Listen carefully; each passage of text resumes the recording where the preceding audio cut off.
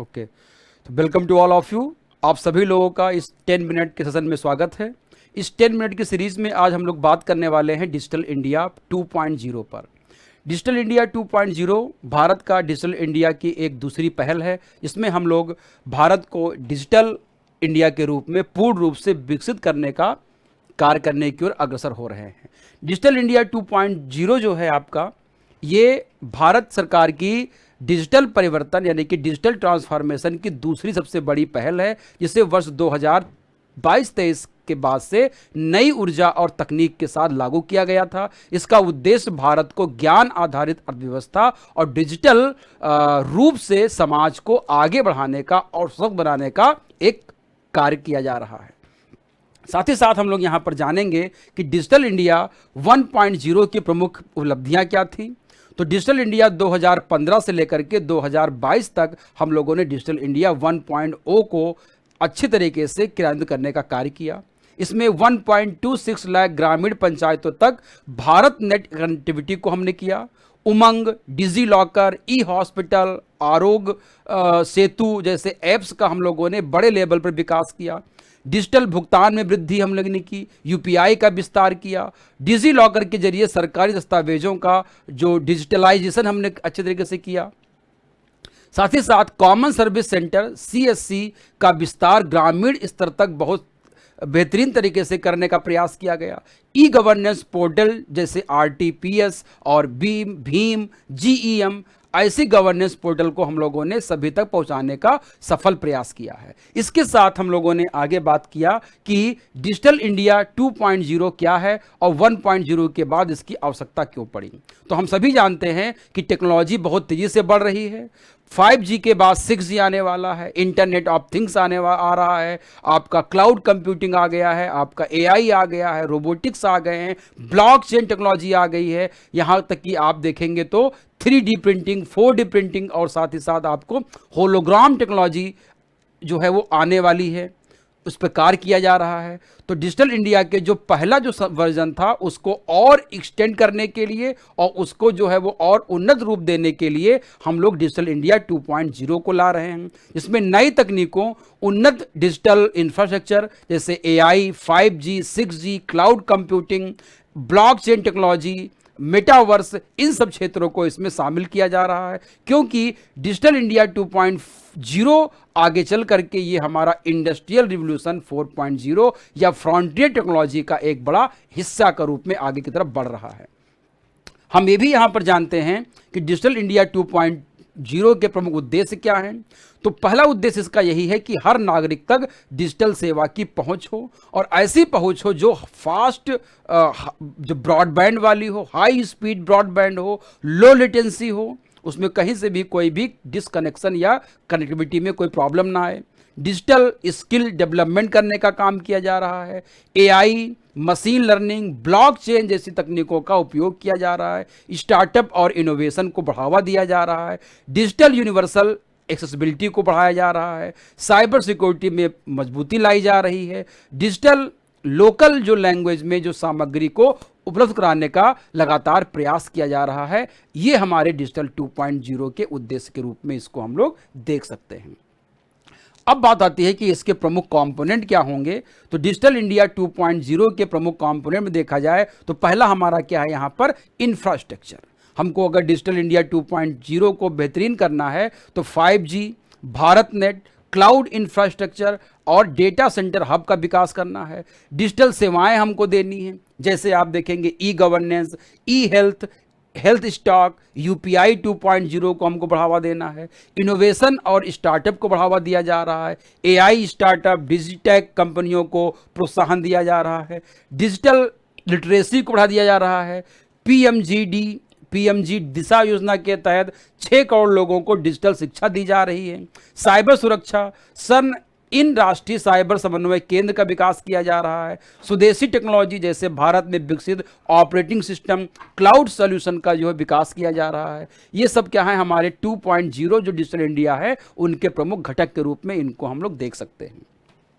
साथ में बात आती है यहाँ पर डिजिटल इंडिया 2.0 के नए इनिशिएटिव क्या हैं।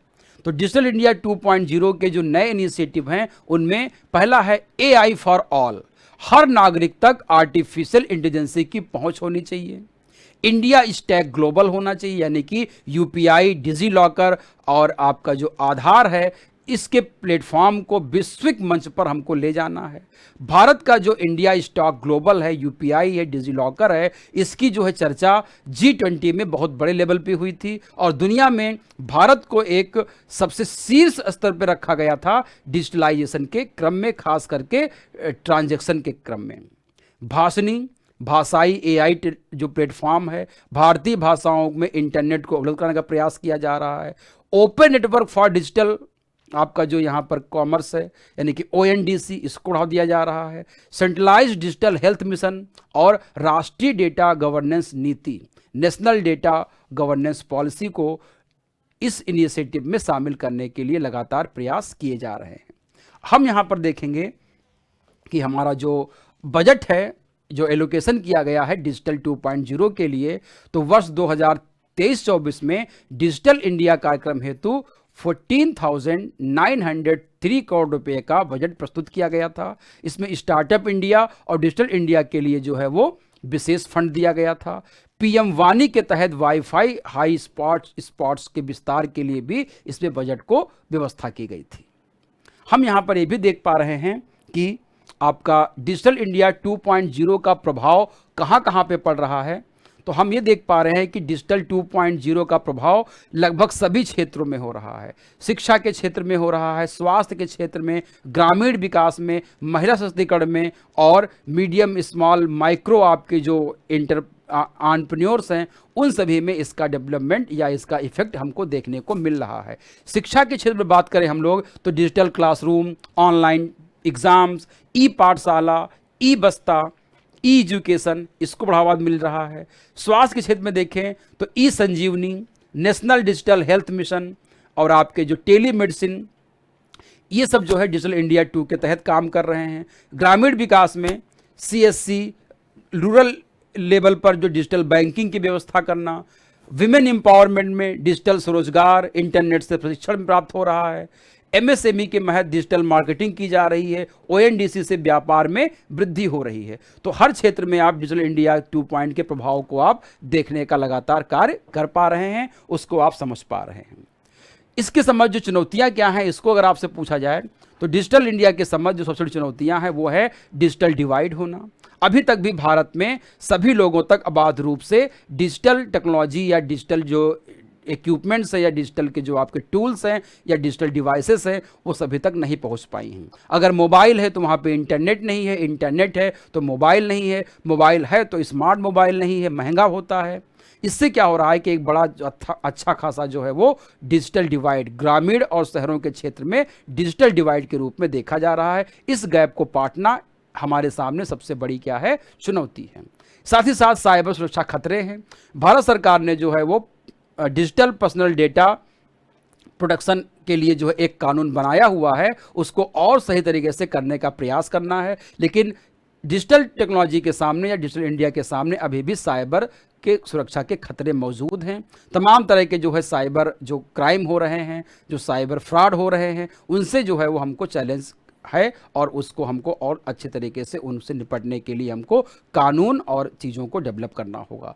कानून के साथ साथ हमको तकनीकी का भी विकास करना होगा। जो हमारी जो डेटा गोपनीयता की चिंता होती है, डेटा जो हमारी प्राइवेसी है उसकी चिंता है, डेटा का जो है गलत तरीके से उपयोग किया जा सकता है, जिससे कि हमको जो है मेडिकल के क्षेत्र में, लाइफ इंश्योरेंस के क्षेत्र में और कई जगहों पर हमको जो है वो अपने जो अधिकारों से वंचित रहना पड़ सकता है। तो डाटा गोपनीयता की एक बड़ी समस्या है, इसको भी हमको ध्यान में रखना है। साथ ही साथ ग्रामीण इलाकों में इंटरनेट की कनेक्टिविटी उतनी बेहतर नहीं है, इसकी चुनौती को भी हमको सामना कर पा रहे हैं और इससे हमको जो है वो राहत मिलनी चाहिए। इसके लिए हमको कार्य करना है। डिजिटल साक्षरता की भी कमी है, सभी लोगों तक अभी डिजिटल की जानकारी नहीं है, अवेयर नहीं है। किस प्रकार से हमको जो है इसका उपयोग करना है, किस लिए उपयोग करना है, इनकी समस्याओं को भी हमको यहाँ पर ध्यान रखना होता है। अंत में हम ये कह सकते हैं कि डिजिटल इंडिया 2.0 जो है भारत को विश्व की डिजिटल शक्ति बनाने की दिशा में एक सशक्त कदम हो सकता है। यदि ये सफलतापूर्वक लागू होता है तो भारत एक नॉलेज इकोनॉमी बनेगा, इंक्लूसिव डिजिटल सोसाइटी के रूप में डेवलप होगा और टेक्नोलॉजी लीडर भी भारत बन सकता है। आवश्यकता इस बात की है कि डिजिटल इंडिया 2.0 के सामने जो हमारी चुनौतियां हैं उनका समाधान करके सामाजिक आर्थिक विकास के लिए हमको डिजिटल इंडिया के टेक्नोलॉजी को और बेहतर करना है, समावेशी करना है, और जो लोग अभी इसकी मुख्य धारा से शामिल हैं, जिनके पास अभी इसकी जानकारी नहीं है, उनको ट्रेनिंग देना, कौशल विकास करना, ये सब करके स्टार्टअप को डेवलप करना, प्राइवेट और पब्लिक के बीच में जो पार्टनरशिप है उसको बढ़ावा देना, और साथ ही साथ अंतर्राष्ट्रीय जो हमारे कोलैबोरेशन हैं उसके साथ साथ हमको जो है भारत का जो स्वदेशीकरण है, आत्मनिर्भर भारत है, और साथ में हमारा मेक इन इंडिया को डेवलप करके हम डिजिटल इंडिया को बेहतर लेवल पे ले जा सकते हैं। और हमारा जो टेक्नोलॉजिकल लीडर बनने का जो हमारा सपना है, वो हम नॉलेज इकोनॉमी बनने का जो सपना है, इंक्लूसिव डिजिटल सोसाइटी बनने का सपना है, उसको हम पूरा कर सकते हैं। आज के लिए इतना ही। नेक्स्ट 10 मिनट के सेशन में हम कुछ और टॉपिक लेकर के आएंगे। तब तक के लिए धन्यवाद।